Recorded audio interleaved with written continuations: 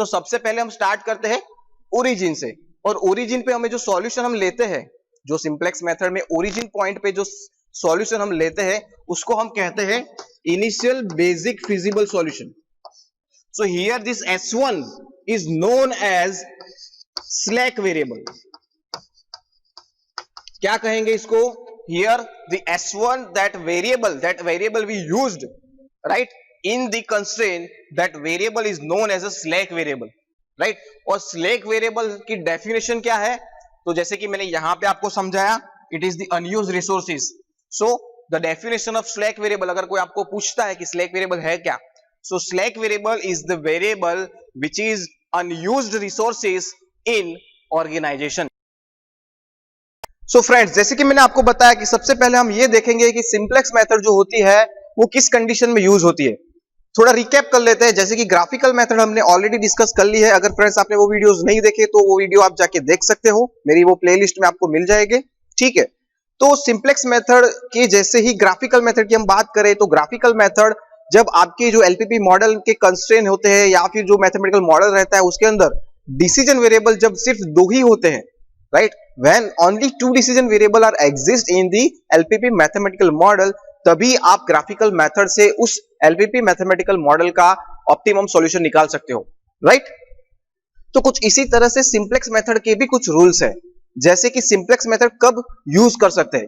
तो कुछ उसके जो सबसे पहले रूल्स है, that is first one, when used two और more than two decision variable, right. मतलब कि जब आपके एलपीपी मैथमेटिकल मॉडल में दो या फिर दो से ज्यादा डिसीजन वेरिएबल है, तो इन दैट कंडीशन आप सिंप्लेक्स मेथड से उस एलपीपी मैथमेटिकल मॉडल का, उस एग्जांपल का ऑप्टिमम वैल्यू फाइंड आउट कर सकते हो।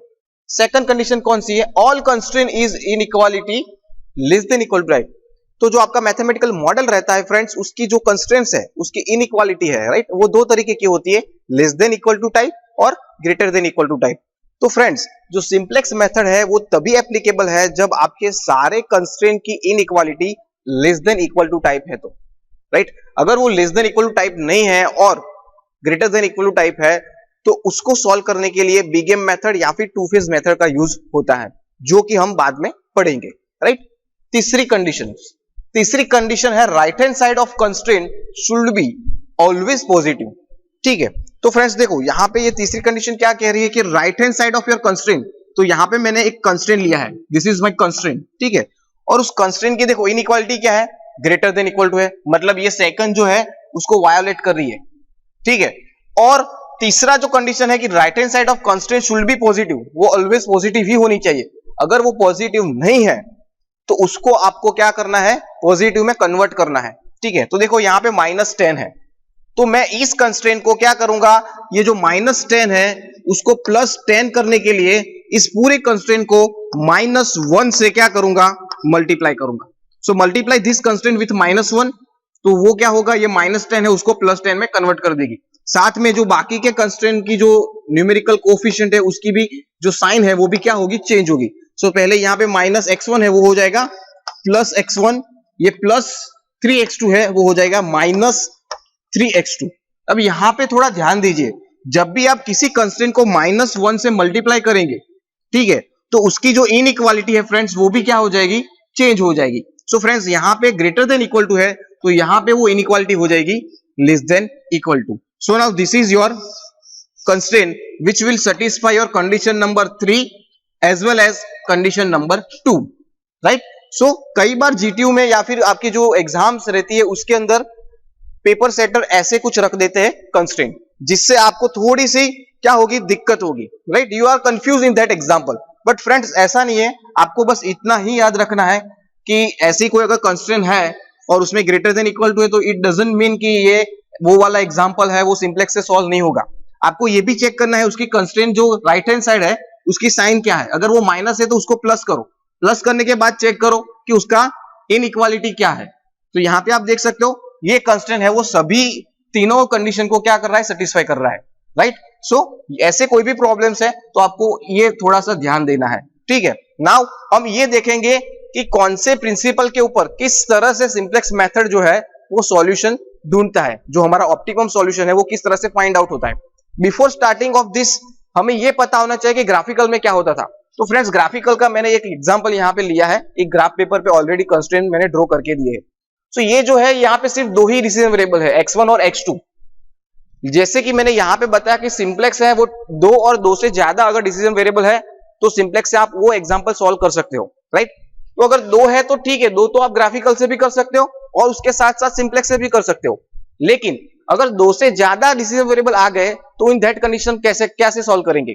सो ग्राफिकल में हम क्या करते थे, सबसे पहले एक फिजिबल रीजन निकालते थे। सो this is my feasible region, right. So this is my feasible region. तो उस रीजन के अंदर हम क्या करते थे, एक बाउंड्रीज डिसाइड करते थे और ये जो मैंने डार्क दिया है, ठीक है, ये जो फिजिबल रीजन है उसके जो कॉर्नर पॉइंट है वो कॉर्नर पॉइंट में से कोई एक कॉर्नर पॉइंट पे हमें हमारा ऑप्टिमम सॉल्यूशन मिल जाएगा, ठीक है। तो वहां तक पहुंचेंगे कैसे, तो उसके जो पॉइंट्स है वो हम लेते थे, उसको हम हमारे ऑब्जेक्टिव फंक्शन में रखते थे एंड वी आर चेकिंग कि अगर ऑब्जेक्टिव फंक्शन मैक्सिमाइज है तो जिस पॉइंट की वैल्यू z की मैक्सिमम होगी वो वाले पॉइंट हमारा हो जाएगी ऑप्टिमम सॉल्यूशन। बट वो ग्राफिकल में सिर्फ दो ही डिसीजन वेरिएबल थे, अगर तीन चार आ गए तो दोस्तों सिंप्लेक्स मेथड में भी कुछ इसी तरह से ग्राफिकल मेथड का ही कॉन्सेप्ट यूज होता है। फॉर एग्जांपल देखो यहाँ पे मैंने एक 3D ऑब्जेक्ट दिया है, क्योंकि यहाँ पे जो आपके डिसीजन वेरिएबल है वो देखो x1, x2 और x3 तीन है। Now it is not possible to find out the solution of this three decision variable LPP model using graphical, ठीक है। तो वो सिंप्लेक्स से सॉल्व होगा। तो सिंप्लेक्स में भी क्या होता है, सिंप्लेक्स मेथड कोई एक ओरिजिन पॉइंट से स्टार्ट होती है यहां से, और यहां से स्टार्ट करके वो वन बाय वन जो उसके स्टेप्स है वो स्टेप फॉलो करके वो क्या करती है, कोई एक कॉर्नर पॉइंट पे पहुंचने की ट्राई करती है। मतलब हम क्या करते हैं, वन बाय वन एक ही स्टेप्स को रिपीट करते जाते हैं, ठीक है। And by this repeating method हम हमारे ऑप्टिमम सॉल्यूशन तक पहुंच जाते हैं। सो सबसे पहले हम स्टार्ट करते हैं ओरिजिन से, और ओरिजिन पे हमें जो सॉल्यूशन हम लेते हैं, जो सिंप्लेक्स मेथड में ओरिजिन पॉइंट पे जो सॉल्यूशन हम लेते हैं उसको हम कहते हैं इनिशियल बेसिक फिजिबल सॉल्यूशन, ठीक है। और हमारा इनिशियल बेसिक फिजिबल सॉल्यूशन हम जब आगे एग्जांपल में देखेंगे, देखो ओरिजिन पे है और ओरिजिन पे हम क्या ले रहे हैं, इनिशियल बेसिक फिजिबल सॉल्यूशन, मतलब सबसे पहला हमारा बेसिक सॉल्यूशन। और वहां से हम स्टार्ट करके किसी एक और पॉइंट पे जंप करेंगे और उसका एक पूरा स्टेप्स होगा, एक पूरी मेथड होगी। फिर से वही मेथड हम क्या करेंगे, रिपीट करेंगे दूसरे पॉइंट पे जंप करने के लिए। देन वहां से कोई तीसरे पॉइंट पे जंप करेंगे। ऐसे करते करते हम मेथड को रिपीट करते करते क्या करेंगे, हम हमारा ऑप्टिमम सॉल्यूशन उसे फाइंड आउट करेंगे। तो सबसे पहला जो ओरिजिन के ऊपर हमारा पॉइंट होगा जो हम कहेंगे इनिशियल बेसिक फिजिबल सॉल्यूशन। और वहां पे आप देख सकते हो वहां पे x1 और x2 क्या होगा, देखो जैसे कि ग्राफिकल में यहाँ पे x1 और x2 क्या है, 0 0 है। तो इनिशियल बेसिक फिजिबल सॉल्यूशन में भी हमारे पास x1 है, x2 है, ठीक है, x3 है, जितने भी वेरिएबल होंगे उसकी जो बेसिक फिजिबल सॉल्यूशन की जो वैल्यू होगी वो क्या होगी, 0 होगी। तो वहां पे हमें कोई और वेरिएबल लेने पड़ेंगे और उस और वेरिएबल जो है उसका नाम है स्लैक वेरिएबल, ठीक है। वो हम आगे देखेंगे कि स्लैक वेरिएबल है क्या और किस तरह से हम उसको ऐड करेंगे, राइट। बट ये आपको समझना जरूरी है कि इनिशियल बेसिक फिजिबल सॉल्यूशन में x1, x2, x3 सब 0 क्यों आता है। क्यों आता है दोस्तों, क्योंकि वो ओरिजिन से स्टार्ट होता है, ठीक है। और वहां से हम जंप करते आगे जाके ऑप्टिमम वैल्यू फाइंड आउट करते हैं by repeating this same steps. So कई बार देखो इस मेथड को इटरेटिव मेथड के नाम से भी जाना जाता है, ठीक है। ये जो सिंप्लेक्स मेथड है उसको कई बार इटरेटिव मेथड क्या कहा जाता है फ्रेंड्स, इटरेटिव मेथड के नाम से भी जाना जाता है। क्यों जाना जाता है इटरेटिव मेथड, क्योंकि एक ही स्टेप्स को हम बार बार रिपीट करके हमारे ऑप्टिमम सॉल्यूशन तक पहुंचते हैं। हम स्टार्ट करते हैं ओरिजिन से और एक ही स्टेप्स को, एक ही मेथड को रिपीट करते हुए हमारे ऑप्टिमम पॉइंट पर जाते हैं। So sometimes this method, simplex method, is also known as iterative method, right. So this is all about the principle of simplex method. कुछ इस तरह से ये क्या करती है, हमारा जो ऑप्टिमम सॉल्यूशन है उसको फाइंड आउट करती है। अब हम देखेंगे step of simplex method. Friends यहां पे हम सारे स्टेप्स का डिस्कशन नहीं करेंगे, लेकिन जो इनिशियली पहले 2-3 स्टेप्स है वो मैं आपको यहां पे समझाऊंगा, जो आपको आने वाले जो हमारा नेक्स्ट वीडियो लेक्चर होगा उसमें काफी यूजफुल होगा। सो सबसे पहला जो आपका स्टेप है वो क्रिएट अ स्टैंडर्ड फॉर्म। मतलब आपको कोई भी एलपीपी मैथमेटिकल मॉडल दिया है और ये बोला गया है कि उसका सॉल्यूशन सिंप्लेक्स मेथड से निकालो। तो यहाँ पे देखो ये एक एग्जांपल मैंने लिया है और आपको ये बोला है कि ये एग्जांपल का सिंप्लेक्स मेथड से सॉल्यूशन निकालो। तो सबसे पहला स्टेप्स क्या होना चाहिए, the first step to find out the optimum value. आपको सिंप्लेक्स मेथड में एक स्टैंडर्ड फॉर्म क्रिएट करना पड़ेगा, ठीक है। तो कैसे स्टैंडर्ड फॉर्म क्रिएट करते हैं मैं आपको बताऊंगा। तो स्टैंडर्ड फॉर्म हम क्रिएट करेंगे, right. So standard form create करने के लिए सबसे पहले हमें कंस्ट्रेंट से ही स्टार्ट करना है, then we will jump on to the objective function. देखो यहां पे सबसे पहले ऑब्जेक्टिव फंक्शन आता है, बाद में कंस्ट्रेंट, लेकिन स्टैंडर्ड फॉर्म बनाने के लिए पहले हम कंस्ट्रेंट से स्टार्ट करेंगे एंड देन हम ऑब्जेक्टिव फंक्शन पे जाएंगे। सो कंस्ट्रेंट हमारे पास दो है, सबसे पहला है x1 plus 3x2, right, less than equal to 10, ठीक है। सो यहां पे है लेस देन इक्वल टू 10, तो यहां पे मैं उसका स्टैंडर्ड फॉर्म लिख रहा हूं। अभी स्टैंडर्ड फॉर्म में हम करते क्या है, स्टैंडर्ड फॉर्म के अंदर जो कंस्ट्रेंट, जितने भी नंबर ऑफ कंस्ट्रेंट होते हैं उसकी जो इनइक्वालिटी होती है, उस इनइक्वालिटी को इक्वालिटी में कंसीडर करते हैं। तो देखो यहां पे x1 है प्लस 3x2 है, लेस देन इक्वल टू 10 है, राइट। तो ये वाला एग्जांपल है, उसको स्टैंडर्ड फॉर्म में कन्वर्ट करना है ये वाले कंस्ट्रेंट को। तो सबसे पहले में जो ये इनइक्वालिटी है उसको क्या करना पड़ेगा, इक्वालिटी में कंसीडर करना पड़ेगा। लेकिन ग्राफिकल मेथड में भी सर हम ऐसा ही कुछ करते थे। तो फ्रेंड्स ग्राफिकल में हम इनइक्वालिटी को इक्वालिटी इसलिए कंसीडर करते थे क्योंकि जो कंस्ट्रेंट रहते थे उसको हमें ग्राफ में रिप्रेजेंट करना होता था। लेकिन यहां पे हम उसको सिर्फ रिप्रेजेंट नहीं करने वाले, उसका हम आगे जाके यूज भी करने वाले हैं। सो इसको हम एज्यूम करके नहीं ले सकते, हमें कुछ वेरिएबल ऐड करने पड़ेंगे, ठीक है। तो फॉर एग्जांपल ये जो कंस्ट्रेंट यहां पे मैंने लिखा है वो है मशीन टाइम के लिए, राइट। तो थोड़ा मैं एग्जांपल के साथ आपको समझा देता हूं कि दो प्रोडक्ट है ए और बी। वो दो प्रोडक्ट में से ए प्रोडक्ट है वो 1 मिनट का टाइम ले रही है मशीन M1 पे, ठीक है, और प्रोडक्ट बी जो है वो 3 मिनट का टाइम ले रही है मशीन M1 पे, और मशीन M1 है वो दिन में सिर्फ 10 घंटे ही काम कर सकती है, ठीक है। तो उस हिसाब से कुछ ये कंस्ट्रेंट सपोज मैंने ऐसे कुछ लिया है। तो कंस्ट्रेंट हमारे पास है कि मशीन दिन में सिर्फ 10 घंटे ही काम कर सकती है। तो यहां पे देखो इनइक्वालिटी है लेस देन इक्वल टू, मतलब कि जो प्रोडक्ट ए और प्रोडक्ट बी ये दोनों मिला के फॉर एग्जांपल 10 घंटे से कम टाइम में मैन्युफैक्चर हो जाती है। समझ लो कि ए और बी प्रोडक्ट M1 मशीन के ऊपर 7 घंटे में मैन्युफैक्चर हो जाती है इन 7 आवर्स, ठीक है। और हमारे पास कितना था, लेस देन इक्वल टू 10, मतलब देखो सेटिस्फाई हो गई। तो 7 घंटे में अगर दो प्रोडक्ट यहां पे मैन्युफैक्चर हो जाती है और मशीन अवेलेबल था 10 घंटे के लिए, तो कितने टाइम हमारा मशीन आइडियली ऐसे ही पड़ा रहा, 3 घंटे के लिए, राइट। तो वो 3 घंटे जो हुआ 3 आवर्स, राइट, 3 आवर्स क्या हुआ, वो आइडल ऐसे ही पड़ा रहा मशीन, हमारा M1 वो मशीन था वो ऐसे ही पड़ा रहा। तो वो 3 जो आवर्स है वो क्या हुआ, अनयूज हुआ, हमने कुछ यूज ही नहीं किया, ठीक है। तो ये 3 था वो क्या हुआ, अनयूज रहा। और उसको हम कह सकते हैं ये जो मशीन टाइम है उसको जनरल लैंग्वेज में हमें कहना है तो हम कह सकते हैं इट इज द रिसोर्सेस, ठीक है। हमारी जो ऑर्गेनाइजेशन है उसके अंदर जो मशीन है उसके अंदर जो मशीन टाइम है वो है रिसोर्सेस ऑफ द ऑर्गेनाइजेशन, ठीक है। सो वो जो रिसोर्स था वो 3 घंटे अनयूज रहा, सो हम लिख सकते हैं अनयूज रिसोर्स, राइट। और इस अनयूज रिसोर्स को मैं अगर ये लेस देन इक्वल टू को मुझे इक्वल टू करना हो, ठीक है, ये जो इसको इक्वल टू करना हो तो मुझे क्या करना पड़ेगा, ये 3 घंटे को यूटिलाइज आवर था उसके अंदर क्या करना पड़ेगा, ऐड करना पड़ेगा, राइट। ये मुझे क्या करना पड़ेगा, ऐड करना पड़ेगा।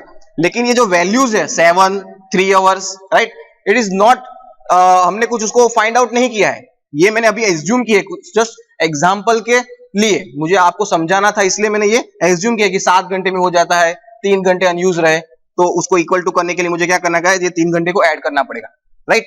सो लेस देन इक्वल टू को अगर इक्वल टू करना है, ठीक है, और उसको हम समझ रहे कि अनयूज टाइम है हमारे पास, तो वो अनयूज रिसोर्सेज है उसको हम क्या करेंगे, यहां पे ऐड करेंगे। तो यहां पे तो 3 घंटे मैंने एज्यूम किए थे इसलिए ले लिए, राइट। बट जनरल एग्जांपल में हमें ये पता नहीं होता कि कितना रिसोर्सेज अनयूज्ड है, कितना रिसोर्सेज है वो अनयूज है। वो मशीन टाइम भी हो सकता है, वो मटेरियल भी हो सकता है, वो लेबर आवर्स हो सकता है, राइट। देन वो कुछ भी कोई डिपार्टमेंट का टाइम हो सकता है, वो मैन पावर हो सकता है, राइट। सो बहुत से ऐसे रिसोर्सेज है जो आप ऑर्गेनाइजेशन में यूज करते हो। तो उनमें से जो भी रिसोर्सेज अनयूज रहता है उसको हम यहां पे सिंप्लेक्स मेथड में क्या करेंगे, लेस देन इक्वल टू को इक्वल टू करते वक्त ऐड करेंगे, और उसको ऐड करने के लिए हम एक अल्फाबेट का यूज करेंगे जो होगा एस, राइट। कौन सा होगा वो अल्फाबेट, एस। तो यहां पे मैं ऐड कर रहा हूं प्लस S1 इक्वल्स टू 10। तो फ्रेंड्स मैंने क्या किया, लेस देन इक्वल टू को इक्वल टू करने के लिए एक अनयूज रिसोर्सेज ऐड किया जिसको मैंने S1 सिंबल से यहां पे रिप्रेजेंट किया है। So here this S1 is known as slack variable. क्या कहेंगे इसको, here the S1 that variable we used right in the constraint, that variable is known as a slack variable, right? और slack variable की definition क्या है, तो जैसे कि मैंने यहां पे आपको समझाया, it is the unused resources. So the definition of slack variable, अगर कोई आपको पूछता है कि slack variable है क्या, so slack variable is the variable which is unused resources in organization. वो एक unused resources है। और फॉर एग्जाम्पल कौन कौन से आ सके, मशीन टाइम आ सकता है, लेबर आवर्स आ सकता है, मटेरियल आ सकता है, right. There is lot of resources based on the organisations, right. वो सारे अनयूज्ड रिसोर्सेज को हम क्या कहेंगे, स्लैक वेरिएबल कहेंगे, और स्लैक वेरिएबल को रिप्रेजेंट करने के लिए हम अल्फाबेट एस का यूज करेंगे। This is my first constraint, that's why I use S1, right. Now similar we can write for the constraint number 2। So constraint number 2 हम लिखेंगे 2x1 plus 5x2, right, plus, now S1 तो मैंने use कर लिया, so second constraint के लिए मैं लिखूंगा S2 equals to 6, right. Now we have both the constraint in equality form, right. दोनों को मैंने ट्रांसफर कन्वर्ट कर लिया है। नाउ हम क्या करेंगे, हम अब ऑब्जेक्टिव फंक्शन लिखेंगे। ऑब्जेक्टिव फंक्शन हमारा था मैक्सिमाइज Z इक्वल्स टू, ठीक है। तो देखो 3x1 प्लस 2x2 है, तो वो तो मैंने लिख रहा हूं 3x1 प्लस 2x2, राइट। लेकिन आप देख सकते हो कि कंस्ट्रेंट के अंदर मैंने दो डिसीजन वेरिएबल के साथ साथ दो स्लैक वेरिएबल भी ऐड किए हैं, और ये दोनों स्लैक वेरिएबल आपको आपके ऑब्जेक्टिव फंक्शन में भी रिप्रेजेंट करने पड़ेंगे। तो देख सकते हो आप ऑब्जेक्टिव फंक्शन में x1 है, उसका जो कोफिशिएंट है वो 3 है, x2 का कोफिशिएंट 2 है, राइट। और ये हम क्यों लिखते हैं वो भी आपको पता है कि 3 कैसे आया, 2 कैसे आया। जैसे कि कोई प्रोडक्ट ए है, उसको एक प्रोडक्ट ए को बेचेंगे तो 3 रुपए मिल रहे हैं, तो x1 नंबर ऑफ मैन्युफैक्चर करेंगे तो कितना मिलेगा, तो 3x1 मिलेगा। बी प्रोडक्ट में एक बी प्रोडक्ट को बेचेंगे तो हमें 2 रुपए मिल रहे हैं, तो x2 number of B product को बेचेंगे तो कितना मिलेगा, तो 2 मल्टीप्लाई बाय x2, राइट। तो ये हमें क्या दे रही है, हमारी प्रॉफिट मैक्सिमाइजेशन में हेल्प कर रहा है कोएफिशिएंट। लेकिन ये अनयूज्ड रिसोर्सेज जो है, अनयूज्ड रिसोर्सेज जो कि है स्लैक वेरिएबल, ये स्लैक वेरिएबल यहां पे आप देख सकते हो ये 3 घंटे मशीन यूज नहीं हुआ, ठीक है, उससे आपके प्रॉफिट के ऊपर, मतलब कि आपके ऑब्जेक्टिव फंक्शन के ऊपर कोई इफेक्ट आएगा क्या? ये स्लैक वेरिएबल आपके ऑब्जेक्टिव फंक्शन में कुछ कंट्रीब्यूट करेंगे? नहीं करेंगे। अगर 3 घंटे मशीन आपका बंद है, नहीं कुछ काम किया आपने उसके ऊपर, तो उससे आपके प्रॉफिट के ऊपर, आपके ऑब्जेक्टिव फंक्शन के ऊपर कोई इफेक्ट नहीं आने वाली। दैट मींस जो अनयूज रिसोर्सेस होते हैं उससे आपके ऑब्जेक्टिव फंक्शन पे कोई इफेक्ट नहीं आने वाली। लेकिन हमें वो जितने भी आपके अनयूज रिसोर्सेस है जो कि स्लैक वेरिएबल कहे जाते हैं, वो स्लैक वेरिएबल को किसी भी तरह से ऑब्जेक्टिव फंक्शन में ऐड करना है। नाउ आप ही बताएं कि कोई ऐसी चीज जिससे आपके ऑब्जेक्टिव फंक्शन पे कोई इंपैक्ट नहीं आ रहा है, फिर भी आपको उसको ऑब्जेक्टिव फंक्शन में बतानी है, तो कैसे बताएंगे? तो किस तरह से बताना है? उसको आपको जीरो कोफिशिएंट के साथ ऐड कर देना है। क्या करना है? जीरो कोफिशिएंट के साथ ऐड कर देना है। तो जीरो के साथ ऐड करूंगा तो क्या हो जाएगा? जीरो हो जाएगा, जिससे इसकी कोई भी इंपैक्ट हमारे ऑब्जेक्टिव फंक्शन पे नहीं आएगी, और वैसे भी नहीं आ रही है। ठीक है, सो this is my objective function in a standard form. ये मेरे 2 कंस्ट्रेंट हो गए। And last non negativity condition आप लिखोगे x1 x2 s1 s2 greater than equal to 0। मतलब जितने भी नंबर ऑफ वेरिएबल है, वो चाहे डिसीजन वेरिएबल हो या फिर स्लैक वेरिएबल हो, वो सारे रियल है।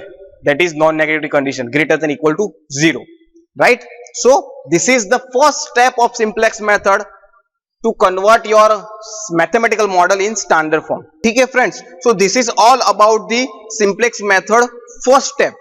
ठीक है, now next जो वीडियो लेक्चर में रिलीज करूंगा उसके अंदर हम एक एग्जांपल लेंगे उस एग्जाम्पल में स्टैंडर्ड फॉर्म क्रिएट करेंगे एंड देन सबसे जो पहला टेबल जो है स्टेप नंबर 2 टेबुलर नंबर 1, ठीक है, वो किस तरह से क्रिएट होता है, उसके अंदर कौन कौन से बेसिक वर्ड्स आते हैं, उसका मीनिंग क्या होता है और किस तरह से ऑप्टिमम फाइंड वैल्यू जो ऑप्टिमम सॉल्यूशन है वो फाइंड आउट करते हैं वो देखेंगे। सो फ्रेंड्स, अगर आपने मेरी इस चैनल को सब्सक्राइब नहीं किया है तो किसका वेट कर रहे हो, अभी से उसको सब्सक्राइब कर लो और हाँ, जो बेल आइकॉन है उसको प्रेस कर दो जिससे मेरे आने वाले वीडियो की जो नोटिफिकेशन है वो आपको इंस्टेंटली मिल जाएंगी। ठीक है, सो मिलते हैं नए वीडियो के साथ, तब तक के लिए धन्यवाद, थैंक यू।